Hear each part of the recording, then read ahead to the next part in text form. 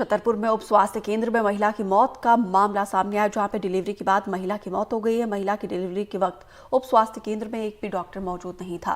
महिला की delivery nursing staff ने कराई है, तो वहीं डिलीवरी के बाद महिला की हालत बिगड़ गई है, जिसके बाद से महिला को जिला अस्पताल में रेफर कर दिया गया। लेकिन वक्त पर एम्बुलेंस नहीं मिलने पर महिला ने परिजन किराए की गाड़ी में उसे अस्पताल लेकर पहुंचे, जहाँ पे महिला की मृत घोषित कर दिया गया।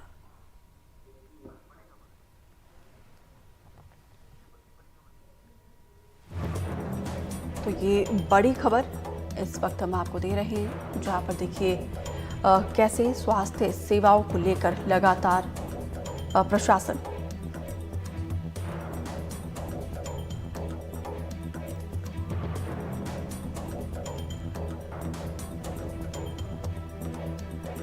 तो उप स्वास्थ्य केंद्र में महिला की मौत का मामला सामने आया है। डिलीवरी के बाद महिला की मौत हुई है। महिला की डिलीवरी के वक्त उप स्वास्थ्य केंद्र में एक भी डॉक्टर मौजूद नहीं था।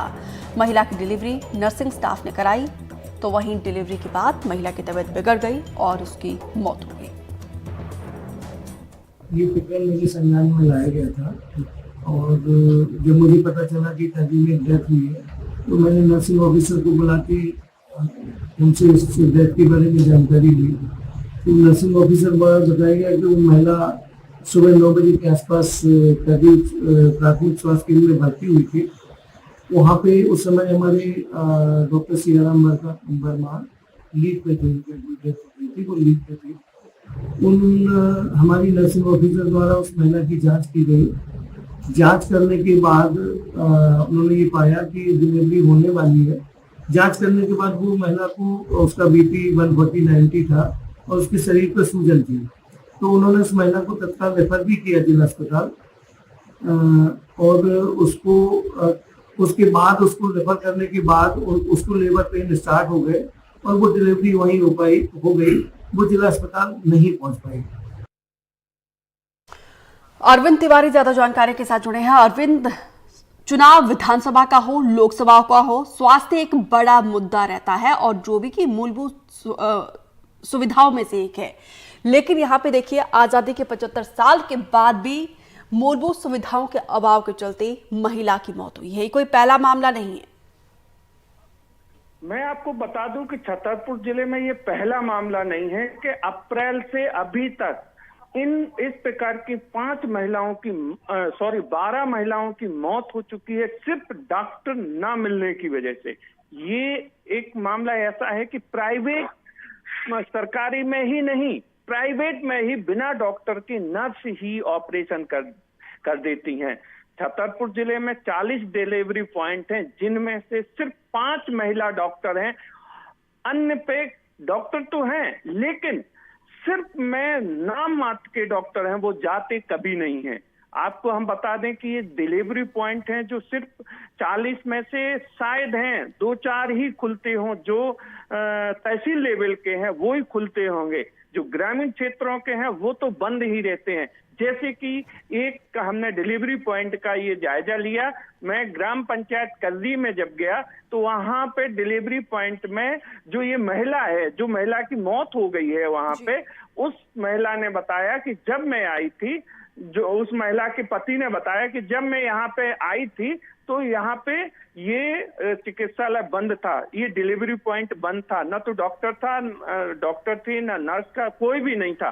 इसके बाद में एक नर्स आती है, नर्स डिलीवरी करवाती है, उसके बाद में उसकी हालत बिगड़ती है और हालत बिगड़ जाने के बाद में वो 181 को 108 को फोन लगाती है। 108 जब नहीं मिलती है किसी हालत में, 2 घंटे उसको परेशान होने के बाद में वो एक प्राइवेट गाड़ी से जिला चिकित्सालय लाती है। वो वहां पे उस महिला को मृतक घोषित कर दिया जाता है।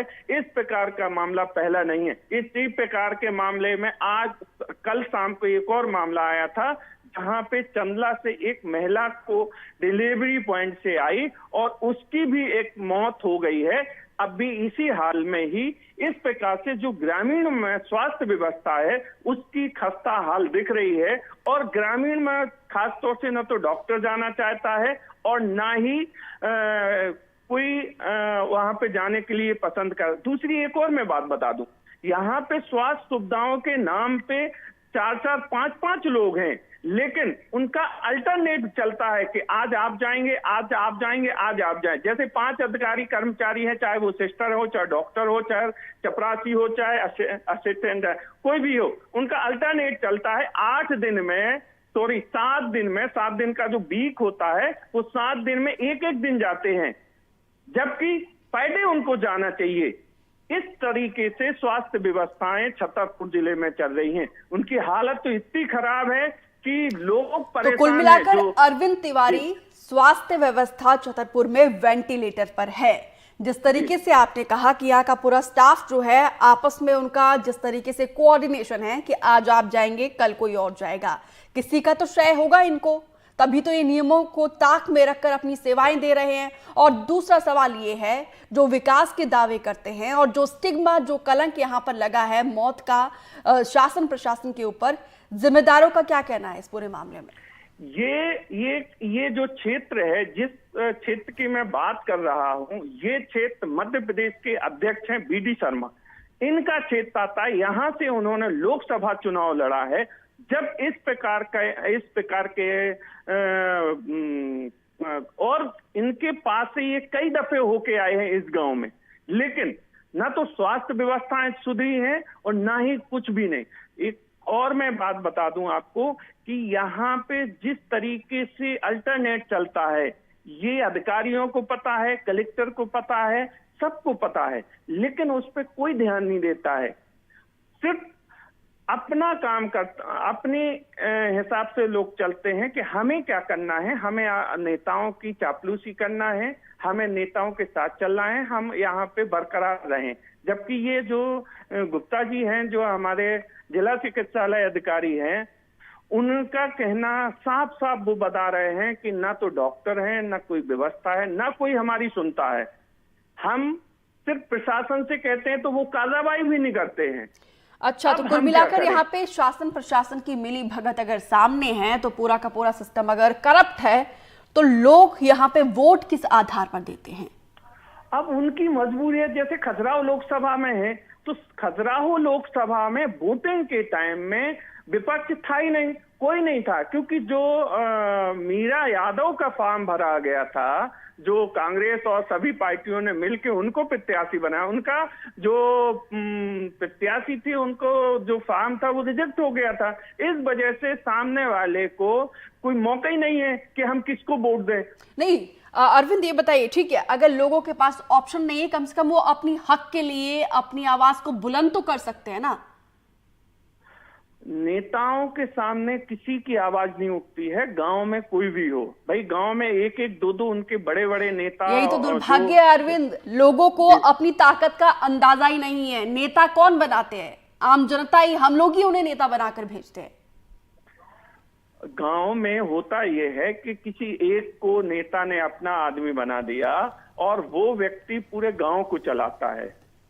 वो गांव को इस तरीके से चलाता है कि उसको राशन की दुकान उसके कब्जे में रहेगी, उसकी ग्राम पंचायत रहेगी, उसी प्रकार से चलेगी जिस प्रकार से वो चलाएंगे। यहाँ का माहौल में बुंदेलखंड का बता रहा हूं मैं, अगर हरिजन है तो उस ग्राम पंचायत को ठेके पे लिया जाता है। मैं बता दूं, छतरपुर जिले की अधिकतर ग्राम पंचायतें ठेके पे है। जैसे कर्री है वो ठेके पे है, अतनिया ग्राम पंचायत है वो ठेके पे है, थरा ग्राम चलिए, पंचायत एनडीटीवी ने तो अपनी जिम्मेदारी को पूरा करते हुए, और हम इस खबर पर आगे भी फॉलोअप लेते रहेंगे, हम लोगों की हक की, उनकी आवाज को बुलंद करते रहेंगे और उम्मीद करेंगे कि जल्दी यहाँ पर लोगों को तमाम वो सुविधाएं मिले जिसके वो हकदार हैं। फिलहाल विस्तार से जानकारी साझा करने के लिए आपका बहुत बहुत शुक्रिया।